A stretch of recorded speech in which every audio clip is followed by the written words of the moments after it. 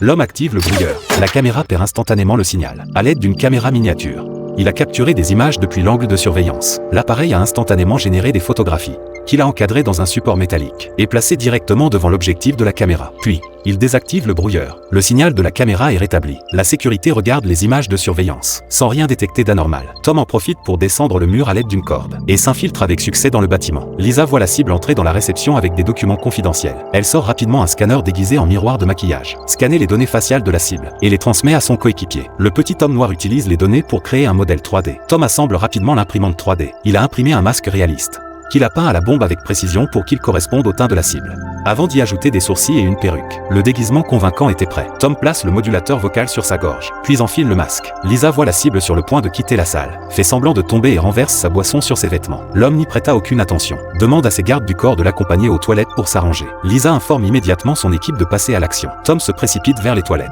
Le garde du corps inspecte soigneusement les toilettes, ne laissant l'homme entrer qu'une fois satisfait. Tom ouvrit la grille de ventilation, s'approchant rapidement de l'homme par derrière. L'homme voit dans le miroir une personne identique à lui, est instantanément stupéfait. Tom le maîtrise au sol, le menace avec une arme pour qu'il lise un texte sur une carte, puis l'assomme. Le petit homme noir ajuste le modulateur vocal de Tom en fonction de la voix de l'homme. Lorsque le garde du corps remarqua que l'homme n'était toujours pas ressorti après tout ce temps, il fit irruption dans les toilettes pour voir ce qui se passait. Tom utilisa le changeur de voix pour ordonner au garde du corps de sortir. Ce dernier, ne détectant rien d'anormal, obéit et attend dehors. L'équipe extrait l'homme par le conduit de ventilation. Puis Tom, déguisé en cible, sort avec les documents confidentiels et les gardes. Lisa arrive en courant, fin de s'excuser, annonce qu'elle a acheté une nouvelle chemise déposée dans la voiture. Le duo est alors monté dans la supercar, tandis que le garde du corps montait la garde à l'extérieur. Tom a activé un mécanisme caché à l'intérieur du véhicule. Une trappe s'ouvre sous le véhicule, alignée avec une bouche d'égout. Le petit homme noir soulève le regard et vient aider. Tom passe les documents confidentiels à son coéquipier. Tous deux se sont échappés par les égouts, sans être repérés par le garde du corps. Ensuite, Lisa fait exploser la voiture, pour faire croire que les documents ont été détruits. L'équipe s'échappe finalement avec les documents confidentiels.